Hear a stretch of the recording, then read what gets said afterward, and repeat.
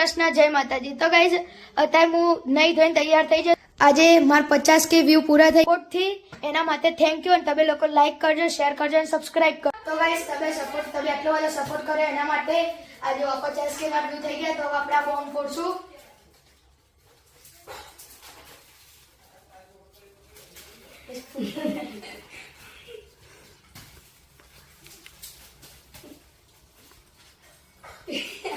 લાગે તો ગાઈસ ફૂટતો જ નહીં, મોમાં જ અમારો છે તો